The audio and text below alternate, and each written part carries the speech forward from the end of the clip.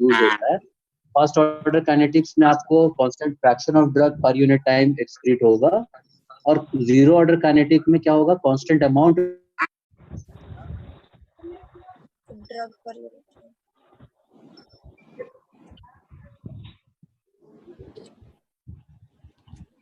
Sir आपकी आवाज नहीं आ रही। आवाज आ रही है अभी? Yes sir. Yes sir.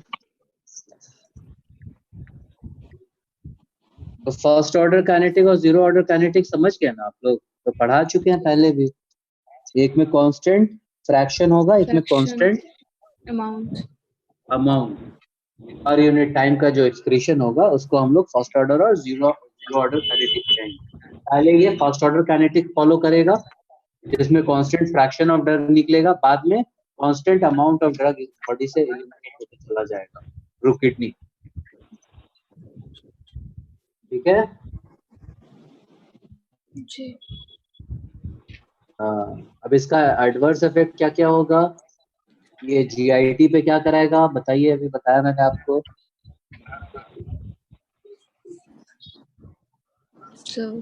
Gastric mucosa को इनहिबिट करें। ये तो क्या क्या मतलब एडवर्स इफेक्ट में क्या क्या होगा, पेशेंट ये तो नहीं आएगा बोलते हुए कि सर मेरा गैस्ट्रिक म्यूकोसा जो है वो खराब हो गया है। पेट में जलन हो रहा है, पेट में जलन हो रहा है। जी, नौशिया होगा, वॉमिटिंग होगी, डिस्पेप्सिया होगा।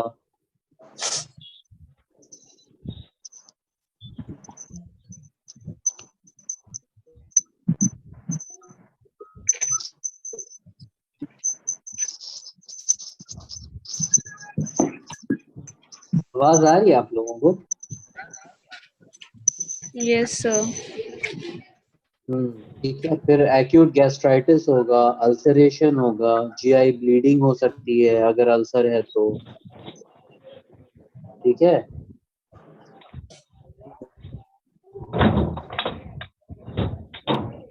तो अगर मान लीजिए कोई एनएसएआईडीज लेता है तो कैसे लेना चाहिए उसको, और उसका जो ये अल्सरोजेनिक इफेक्ट है उसको कैसे कम किया जाए।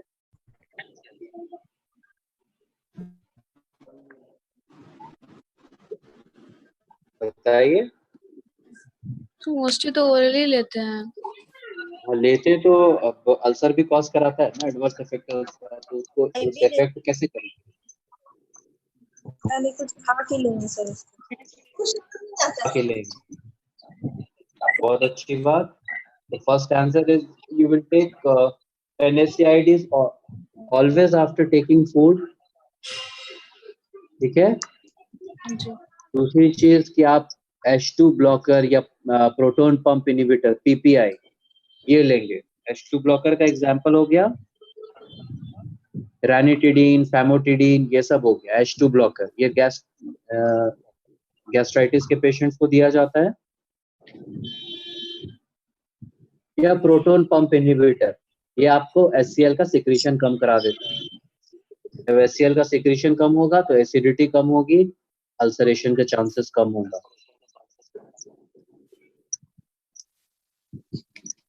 ठीक है,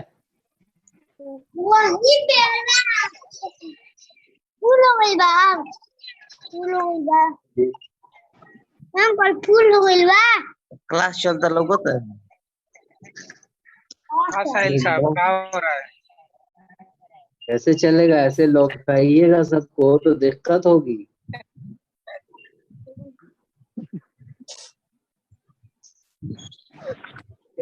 ठीक है, ये सब भी जरूरी है। बहुत लोग सो रहे होंगे, यही सुन के उठ गए होंगे। Next adverse effect hyper. जी यस सर। बढ़े आगे। जी सर। ठीक, जी सर। हाइपर सेंसिटिविटी रिएक्शन कराता है, मैंने बताया भी था आपको। हाइपर सेंसिटिविटी रिएक्शन कितने तरीके का होता है? Type 1, type 2, type 3। जी, टाइप 4 हाइपर सेंसिटिविटी रिएक्शन। तो ये हाइपर सेंसिटिविटी रिएक्शन भी करा सकता है। क्या कराएगा? स्किन रैश कराएगा, राइनाइटिस कराएगा। What is rhinitis?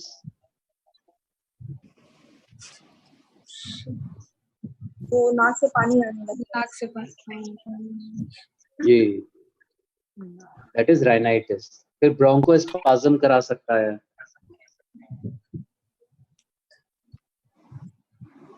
ठीक है।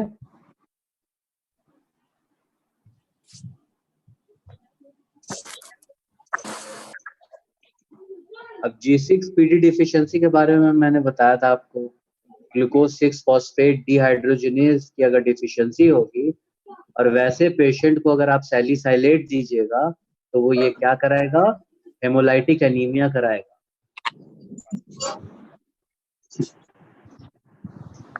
ये हेमोलाइटिक एनीमिया कराएगा।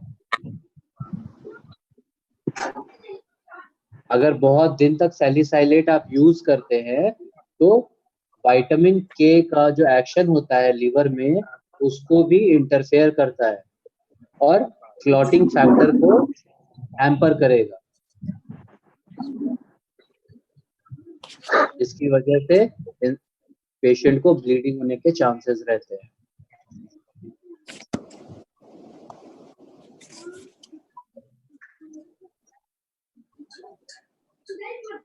फिर प्रेगनेंसी में क्या है इसका? ये प्रेगनेंसी में अगर NSAIDs देते हैं तो ये प्रोस्टाग्लैंडिन के सिंथेसिस को इनहिबिट करेगा और क्या करेगा? ऑनसेट ऑफ लेबर को डिले करता है। ठीक है, ऑनसेट ऑफ लेबर को डिले करेगा, जिसकी वजह से chances of postpartum haemorrhage PPH बढ़ जाता है। Chances of PPH increases. जितनी भी दवाएं मैंने आपको बताई हैं ये जब भी लेबर पेन हो तो ये सारी दवाएं नहीं दी जाएंगी। तो भी एग्जांपल्स मैंने लिखा है आपको। ठीक है। जी सर। अगर न्यू बॉर्न में ये दवा दी जाएगी तो क्या होगा? ये भी प्रोस्टाग्लैंडिन सिंथेसिस को रोक देगा, जिसकी वजह से there will be premature closure of ductus arteriosus. Ductus arteriosus. Ductus arteriosus ये हार्ट में एक तरह का जो कम्युनिकेशन होता है जब बच्चा पेट में रहता है राइट ये एट्रियम से लेफ्ट एट्रियम की तरफ, तो ये डक्टस आर्टेरियोसस जो है वो बंद नहीं हो पाता है, मतलब प्रीमैच्योर क्लोजर हो जाएगा उसका। It takes time the ductus arteriosus to close, तो पहले ही बंद हो जाएगा और जो बच्चा है उसको कार्डियक प्रॉब्लम शुरू हो जाएगा। उसके बाद और क्या है साइड इफेक्ट है पेन किलर का? रीनल फेलियर कॉज कराता है।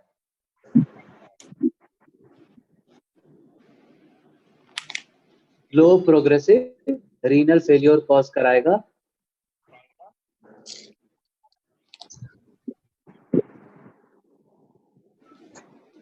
ठीक है।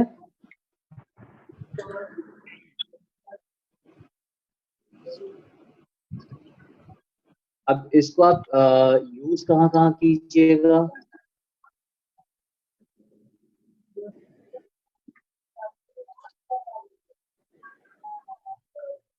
It can be use as, बताया ही मैंने फार्माकोलॉजिकल एक्शन जो भी चीजें थी कि एनाल्जेसिक की तरह यूज करेंगे, can be used as antipyretic में यूज करेंगे।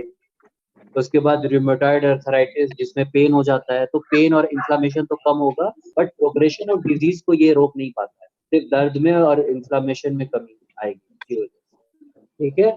उसके बाद रूमेटिक फीवर जो है उसमें यूज करते हैं। ऑस्टियो अर्थराइटिस जॉइंट्स में जो पेन होता है उसके लिए यूज करते हैं।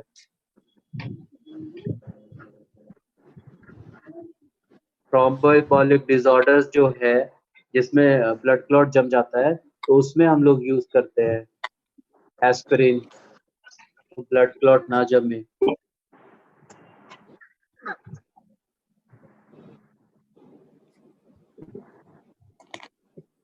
ठीक है,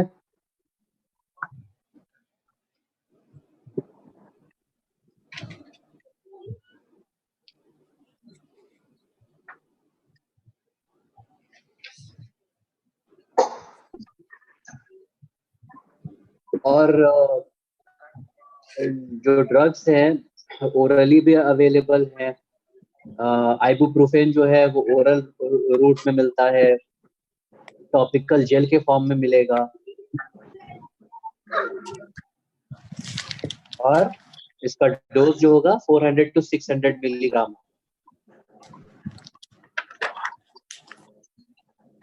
डाइक्लोफेनाक जो है उसका डोज वो भी ओरली लेते हैं, इंट्रामस्कुलर भी लेते हैं, पर रेक्टली भी दिया जाता है। टॉपिकल मतलब दर्द होगा जहाँ जॉइंट्स वगैरह में, उसके ऊपर भी जो जेल लगाते हैं उसमें भी डाइक्लोफेनाक होता है। और इसका डोज जो है 50 मिलीग्राम रहता है या 100 मिलीग्राम सस्टेन्ड रिंग। सर ये 400 to 600 mg टोटल डोज है 400 to 600 मिलीग्राम आइबुप्रोफेन एक दिन में। जी, एक दिन में। वेट के हिसाब से कैसे देंगे? जी, वेट के हिसाब से कैसे देंगे? 60 kg बच्चों को जनरली नहीं दिया जाता है, एडल्ट डोज ही है। सर नॉन स्टेरॉइडल है ना? भाई हर चीज टॉक्सिसिटी भी तो कॉज करता है ना, स्टेरॉइडल नहीं है तो क्या मतलब। आइबुप्रोफेन के लिए मैं बोल रहा हूँ। हाँ सर, उसी के बारे में ही बोल रहा हूँ सर। हाँ,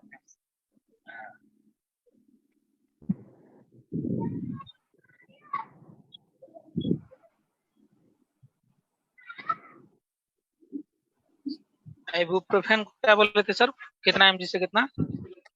400 to 600 मिलीग्राम एक टाइम पे। इंट्रामस्कुलर बोले सर, तो इंट्रामस्कुलर मतलब मास में इंजेक्शन लगाएंगे सर या? हेलो, जी सर, इंट्रामस्कुलर का मतलब क्या हुआ सर? मास में इंजेक्शन लगाएंगे या फिर नसों में देंगे?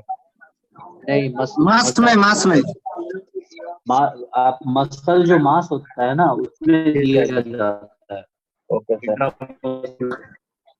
400 से 600 mg सुबह दोपहर शाम, मतलब टोटल अगर आप देख लीजिए तो 1200 से 1800 एक दिन में दे पाइएगा आइबुप्रोफेन। सर ये तीनों फॉर्म में मेडिसिन को चला सकते हैं? हाँ, जो दवा जिस फॉर्म में अवेलेबल उसी फॉर्म में चला पाइएगा। जैसे डाइक्लोफेनाक आपको ओरल में भी मिल जाएगा, इंट्रामस्कुलर भी मिल जाएगा, आपको इंट्रावेनस भी आता है, डाइक्लो एक्वा वगैरह, एक्वा स्पेस। सर डाइक्लोफेनाक का था। हाँ, तो वो सब आप तीनों रूट से दे सकते हैं।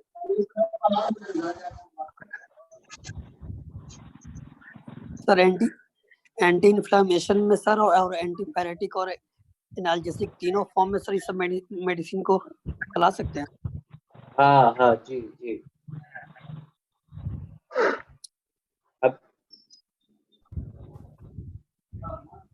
अब जो पेशेंट जो रीनल फेलियर का पेशेंट होगा उसको डाइक्लोफेनाक आप नहीं चलाइए। जी,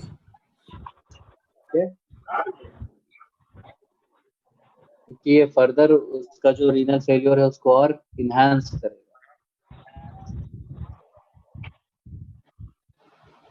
फिर पायरोक्सिकेम भी ओरल फॉर्म में मिलता है, आईएम फॉर्म में भी मिलता है, और टॉपिकल जेल के भी फॉर्म में मिलता है।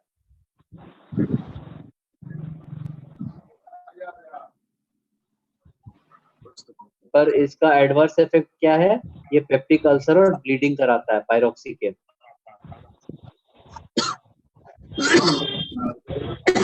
तो इसके लिए आप H2 ब्लॉकर या प्रोटोन पंप इनहिबिटर जरूर दीजिए अगर किसी भी पेशेंट को आप NSAIDs सजेस्ट कर रहे हैं।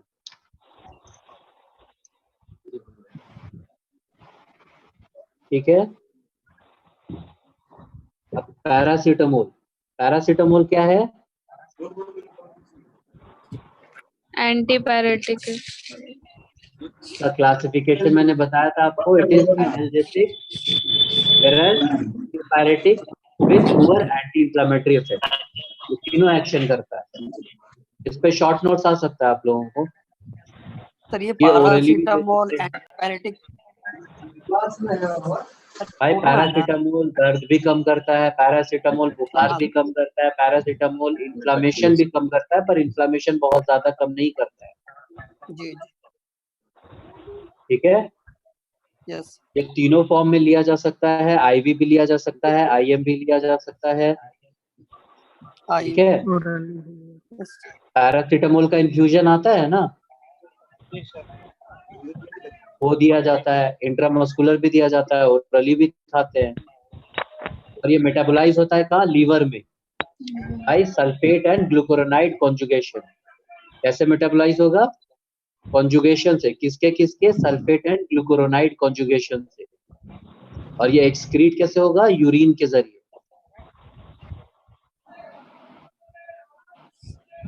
एंड बाय यूरिन जो है it gets out of the body.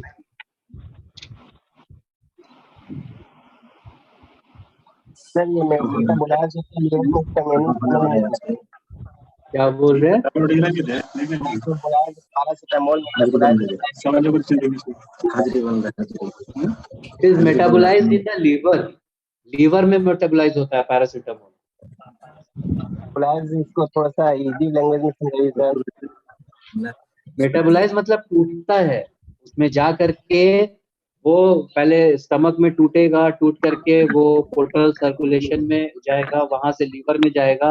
Liver में सल्फेट और ग्लूकुरोनाइड जो होगा वो उसके साथ मिक्स करके फिर उसको ब्लड में ला करके छोड़ दिया जाएगा ताकि वो अपना एक्शन कर सके। समझ में आया मेटाबोलाइज का मतलब?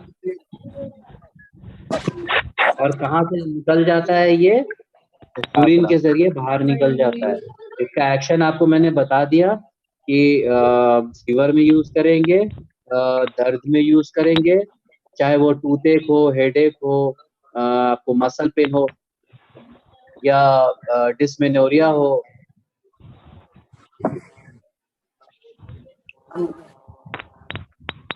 और जो पेप्टिक अल्सर के पेशेंट्स हैं में ये थोड़ा सा सेफ होता है क्योंकि ये उतना ज्यादा गैस्ट्रिक अल्सर नहीं कॉज कराता। बच्चों को भी दिया जा सकता है, it is safe in children. Bronchial ESMA का जो पेशेंट है उसको भी आप दे सकते हैं। हीमोफीलिया का जो पेशेंट है उसको भी दे सकते हैं। एडवर्स इफेक्ट क्या हो जाएगा इसका? इसमें स्किन रैश हो सकता है, नौशिया हो सकता है। ड्रग का एडवर्स रिएक्शन, स्किन रैश हो सकता है, नौशिया हो सकता है, हेपेटोटॉक्सिसिटी हो सकती है अगर ज्यादा ले लिए तो, और नेफ्रोटॉक्सिसिटी हो सकती है अगर बहुत दिन तक यूज कर।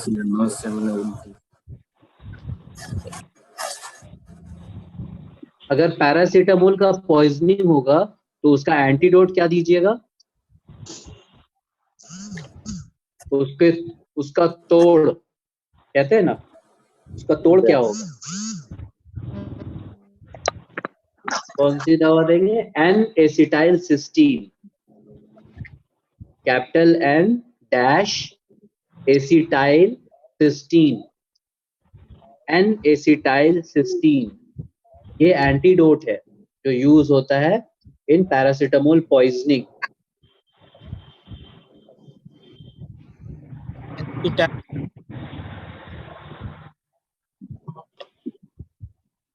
ठीक है। पॉइजनिंग कराने के लिए कितना mg लेना पड़ेगा सर? क्या बोल रहे हैं? पॉइजनिंग के लिए कितना mg लेना पड़ेगा मैक्सिमम डोज? N-एसिटाइल सिस्टीन की बात कर रहे हैं आप? नहीं सर, पैरासीटामोल का। 2000 मिलीग्राम एंड अबव अगर रहता है तो पॉइजनिंग के चांसेस बढ़ जाते एक बार में सर? हैं।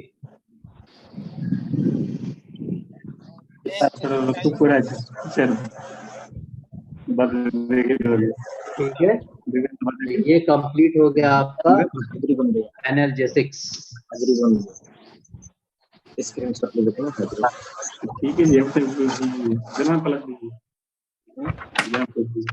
सर एन-एसिटाइल सिस्टीन का जो है वो डोज कैसे रहेगा? डोज कैसे रहेगा? वो सिंगल डोज ही आता है। मतलब एडल्ट का और ये चिल्ड्रन का पूछ रहे हैं। जी, सिंगल डोज आता है वो। एडल्ट में उतना ही पड़ेगा सर और चाइल्ड में उतना ही पड़ेगा? नहीं, बच्चे में हाफ हो जाएगा। मतलब वेट के हिसाब से नहीं देते हैं इसको? हेलो, वेट के हिसाब से नहीं देंगे इसको? एकदम वही वेट पूछ रहे हैं। वेट के हिसाब से लगेगा ना सर? जैसे अगर बच्चा छोटा है तो उसको कम देना है। मतलब कैसे कम देंगे? कैसे समझेंगे? हाँ, कैसे कम देंगे? जैसे कि एडल्ट अगर मेरा वेट है 78 केजी और कोई आता है 300 40 केजी का, मिलीग्राम पर केजी के हिसाब से ऐसे ही चलता है उसका। 300। हाँ, तो वेट के हिसाब से होगा ना सर? लोडिंग डोज जो होगा ना इसका 5 से 20 केजी के बीच में जो भी होंगे उनका लोडिंग डोज होगा 150 मिलीग्राम पर केजी। ठीक है, और फिर सेकेंड डोज होगा 50 मिलीग्राम पर केजी। ये 4 घंटे में दिया जाएगा स्लोली। लोडिंग डोज में 5 to 10 केजी में 150 मिलीग्राम पर केजी।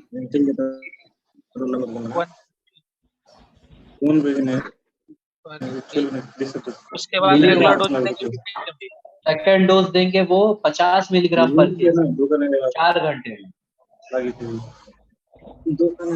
और थर्ड डोज देंगे वो 100 मिलीग्राम देंगे 16 घंटे में।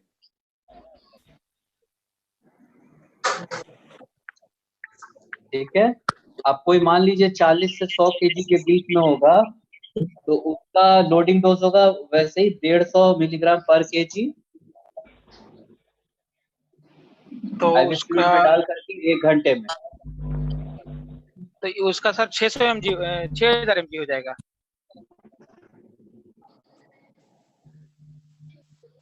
भाई मेरे,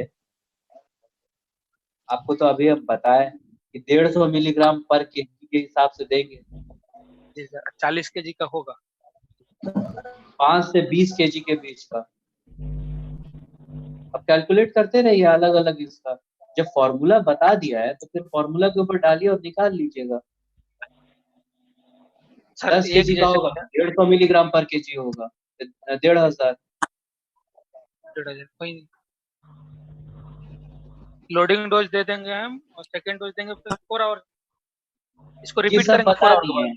ठीक है, जितना लिखा दिए ना उस पे पढ़िएगा पहले अच्छे से।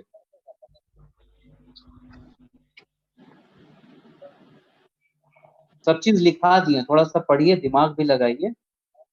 जी सर। कोई ऐसी चीज नहीं बताया कि जो समझ में ना आए।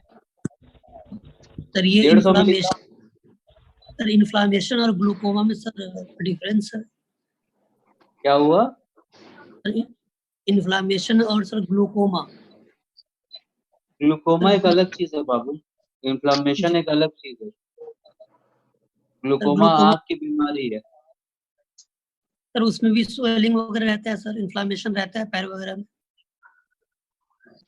वो एक अलग बीमारी है। ग्लाकोमा में 2 टाइप का होता है, नैरो एंगल ग्लाकोमा एंड ये वाइड एंगल ग्लाकोमा। वो जो आँख का पानी जो निकलता है अंदर से एक्वस फ्लूइड, एक्वस ह्यूमर, उसका जब चैनल ब्लॉक हो जाता है तो अंदर में वो कलेक्ट होने लगता है, जिसकी वजह से ग्लाकोमा होता है। जब वो कलेक्ट होगा तो ऑप्टिक नर्व को अफेक्ट करेगा। ग्लाकोमा और एनएसए ये और इन्फ्लामेशन दोनों अलग चीज है।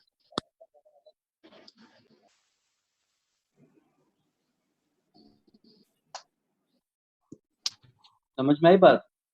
यस 21 से 40 केजी के बीच में लोडिंग डोज 150 मिलीग्राम पर केजी के हिसाब से होगा, जो कि 1 घंटे में देना है। सेकंड डोज जो होगा 50 मिलीग्राम पर केजी के हिसाब से, ये 4 घंटे में देना है। और थर्ड डोज जो होगा वो 100 मिलीग्राम पर केजी के हिसाब से 16 घंटे में देना है। क्या डिफरेंस आया दोनों में?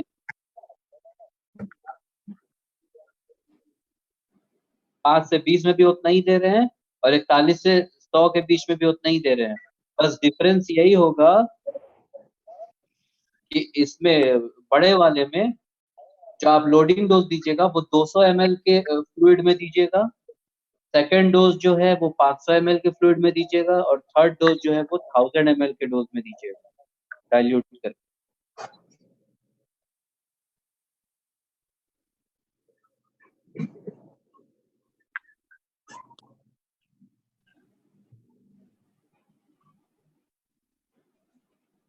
ठीक है?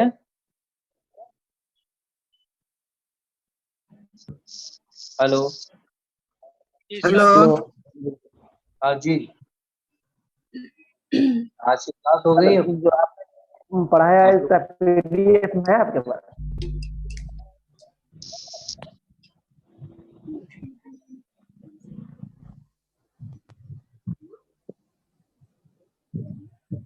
अभी कोई स्विच ओवर ना करें, 2 मिनट रुक जाइए, अटेंडेंस ले रहे हैं आप लोग। सर पीडीएफ में है आपके पास? नहीं पीडीएफ नहीं होगा।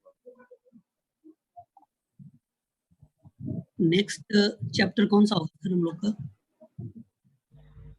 बता देंगे सर पहले बता देंगे, जब हम रिवीजन भी कर लेंगे सर, थोड़ा इजी होगा पढ़ने में। भाई। पुराना जो पढ़ा रहे हैं वो तो आप लोग रिवाइज नहीं कर पा रहे हैं। 0 ऑर्डर काइनेटिक पूछे कोई जवाब नहीं आया, फर्स्ट ऑर्डर काइनेटिक पूछे कोई जवाब नहीं आया, और आगे की चीजें आप लोग पढ़ के रखिएगा। जो चीज पढ़ा दी गई वो तो पढ़ नहीं पा रहे हैं, और नई चीज अपने से पढ़ लीजिएगा। हजम नहीं हो रही बात हमको थोड़ा।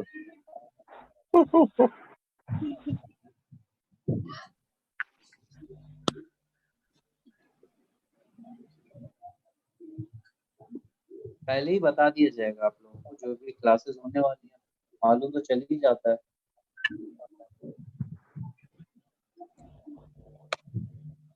पढ़ाई नहीं करते हैं आप लोग, सिर्फ क्लास कर लेते हैं।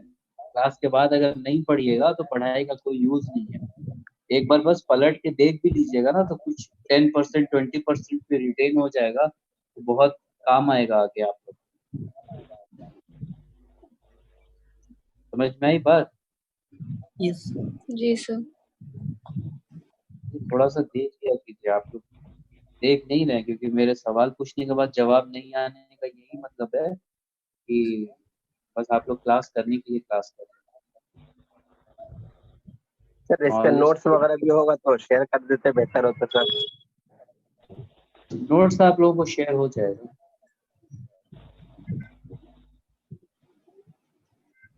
तो उसे पढ़े हुए को सब रिवाइज शेयर करना बहुत आसानी हो जाती है। बस शेर व शायरी आप लोग करते रहिए ऐसे ही, सब शेयर कर देंगे।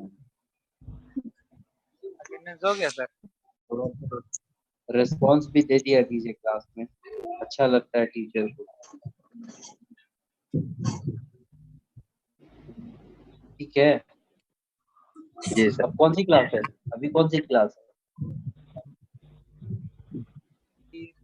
आया है सर, 2-3 आया हुआ है, लिंक देखना पड़ेगा।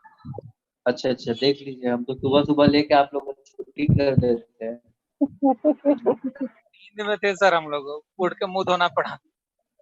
ये अच्छा, उठ के मुंह धोना पड़ता। चलिए ठीक है। अब नेक्स्ट कल जो भी क्लास रहेगी मैं